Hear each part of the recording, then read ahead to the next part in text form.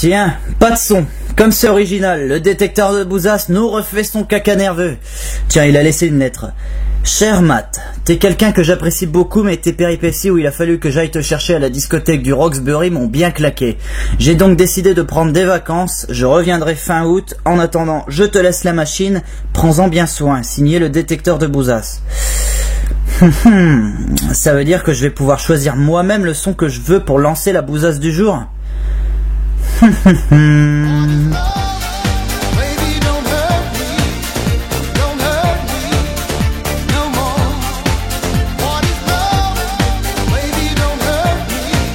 Allez, ça va, faites pas cette tête-là, vous vous doutez bien que j'allais remettre ça. Et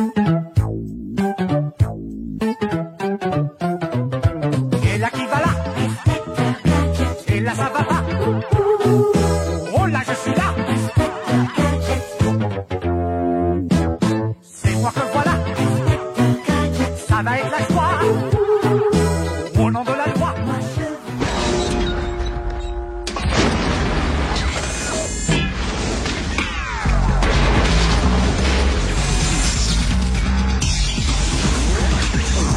Inspecteur Gadget au rapport.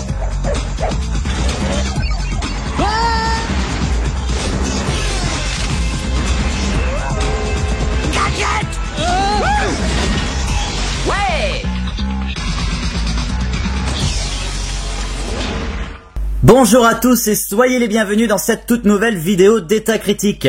Gogo Gadgeto Bouzas. Aujourd'hui on va parler d'un film tellement pourri que les enfants qui ne l'ont pas vu préféreront davantage faire un séjour dans la cave de Marc Dutroux plutôt que de subir ce viol visuel qui leur est destiné. Je ne sais pas vous, mais moi ça m'a toujours fait marrer les adaptations live de films ou séries dessins animés. La plupart du temps c'est complètement à la ramasse à cause d'univers qui ne sont absolument pas transposables de façon crédible, même bien fâchée, dans une réalité physique. Est-ce que vous imaginez, vous, les Razmoquettes, Dora l'exploratrice ou South Park, dont je parlais récemment, dans un film live? Ce serait du grand n'importe quoi.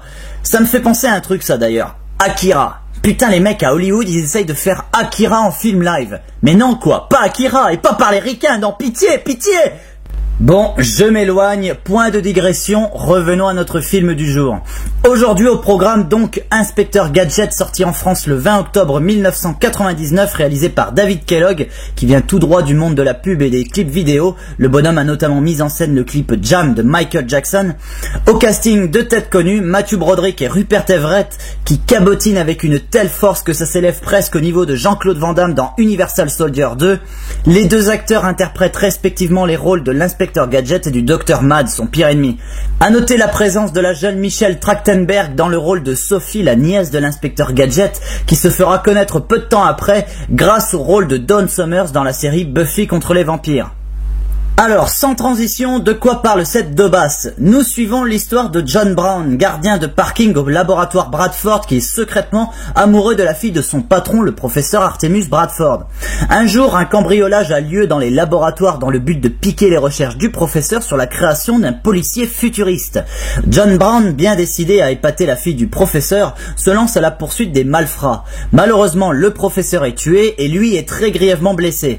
La fille, qui répond au doux nom de Brenda, décidera d'utiliser le corps de John Brown pour faire de lui le policier du futur. C'est ainsi qu'Inspecteur Gadget vient au monde. C'est quand même une sacrée salope cette fille, n'empêche. Pour récompenser le mec qui a flashé sur elle de son héroïsme, elle le transforme en biomachine munie de plein de gadgets stupides. Moi, la gonzesse qui me fait un coup comme ça, je la transforme en sextoy rétractable. On verra bien qui c'est qui aura l'air le plus con. Bon alors, revenons à notre sujet. Si je vous dis Inspecteur Gadget, forcément vous pensez à ça. Et là qui va là. Et là ça va pas. Oh là je suis là. C'est moi que voilà. Ça va être la joie. Au nom de la loi. Je vous arrête là. Inspecteur Gadget est à la base une série télévisée animée canadieno-américano-française créée en 1983 par Bruno Bianchi, Jean Chalopin et Andy Ayard.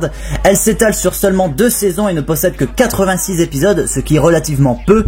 La série sera diffusée successivement sur France 3 en 83, puis TF1 en 91, puis Canal J en 96, puis Gulli en 2007, puis de nouveau France 3 en 2008 avant de repartir sur la chaîne Manga depuis octobre 2008. La série télévisée a connu un certain succès à l'époque de son lancement, mais sa renommée elle l'a acquise au fur et à mesure des rediffusions. De même, le générique de l'Inspecteur Gadget est devenu avec le temps l'un des génériques de dessins animés les plus connus des années 80. L'Inspecteur Gadget, entouré de Sophie, sa nièce et du chien Fino, lutte contre l'agence MAD menée par le terrifiant Dr Gang, dont on ne voit jamais le visage. D'ailleurs, celui-ci est directement inspiré de Blofeld, le pire ennemi de James Bond dans les premiers épisodes de la saga avec Sean Connery. Les thématiques de la série étaient très simplistes et s'adressaient avant toute chose aux jeunes enfants. Néanmoins, il faut tout de même rappeler que la série était très sympathique, notamment grâce au personnage de Gadget, parfaitement réussi car à la fois drôle et attachant. Ces aventures ont toujours été très passionnantes, même si une fois encore, je le rappelle, le public visé ne dépassait pas les 10 ans. C'est une série que je recommande aux nostalgiques. Moi, je sais qu'il m'arrivait de mater certains épisodes quand j'étais petit. Ce n'était pas mon dessin animé préféré, mais je dois avouer qu'il avait un charme qu'on ne retrouve plus dans les dessins animés actuels. Parodie amusante de la série Mission Impossible, rappelons également que la série Inspecteur Gadget a été conçue en partie par des créateurs venant de notre chère patrie et ça mérite un cocorico. Voyant que le succès des rediffusions ne désemplissait pas avec le temps, la firme Disney décida de racheter les droits pour pouvoir en faire un film live.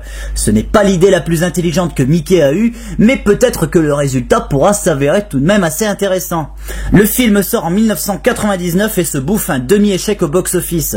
En France, Inspecteur Gadget réunit quand même presque un 1 200 000 spectateurs lors de sa sortie en salle. Mais ça s'explique notamment grâce au fait que la série possède un aura assez important dans l'Hexagone. Bien, à nous, voyons voir de quoi il en retourne.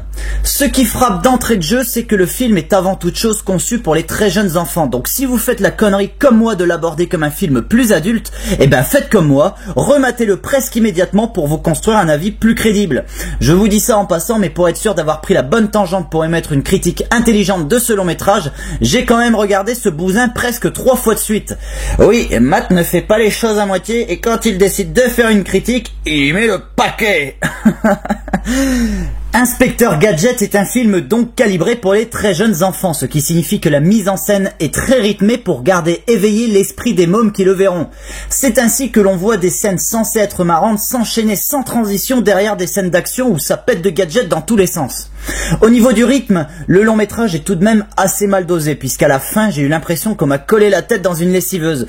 Donc j'imagine pas un pauvre gosse un peu plus crédule qui se laisse prendre plus facilement dans le délire visuel du film. Il ressort de là en titubant comme s'il venait de se faire passer dessus par un car scolaire. De plus, autre défaut, c'est que Disney, qui semble tout de même avoir compris comment fonctionnait la série avec sa petite morale et tout, décide d'apporter sa papate à l'entreprise en entremêlant les codes de son monde merveilleux aux idées venant de la série. Ainsi, le résultat de cette combinaison pas très compatible donne par exemple des morales sur le civisme ou sur la sécurité routière qui sont tout bonnement insupportables. Alors le gamin qui verra le film ne s'en rendra sûrement pas compte, mais ce genre de message ras des pâquerettes est en plus de ça agrémenté de publicité subliminale pour des produits de consommation courante. Et ça non, moi j'admets pas ça dans un film Disney qui s'adresse aux gosses.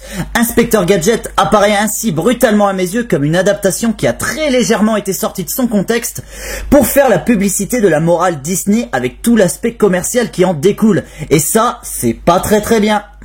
Côté scénario, franchement, ça ne pète pas des briques, mais ça tente tout de même de rester vaguement dans les marques de la série. Donc de ce côté-là, je ne vais pas trop m'éterniser.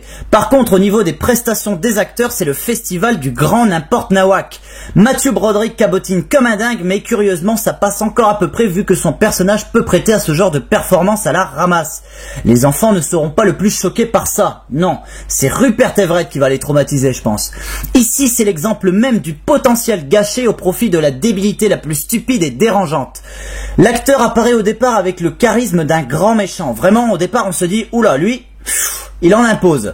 Il est la contradiction de l'inspecteur Gadget. En même temps, c'est normal, il est son pire ennemi. On se dit, attention, là, ça va être pas mal.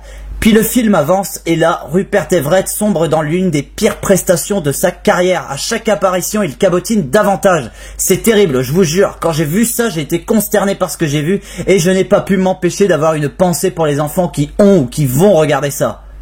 En conclusion, Inspecteur Gadget est une bousasse assez malsaine malgré une mise en scène pas si mauvaise que ça. Simplement l'influence de Disney combinée aux idées de la série a mal été dosée et au final on se retrouve avec une espèce de blockbuster bancal calibré pour les enfants.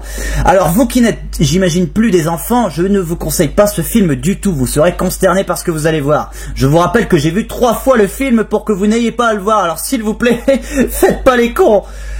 De même, putain, je suis con. De même, si vous avez des enfants ou si vous êtes vous-même un enfant de 10 ans, préférez la série originale ou les autres dessins animés Disney, mais évitez ce film car le mélange donne ici une purée assez imbuvable. Voilà, sur ces mots, je vous donne donc rendez-vous pour une prochaine critique. Je vous dis bye bye, allez au cinéma et à la prochaine.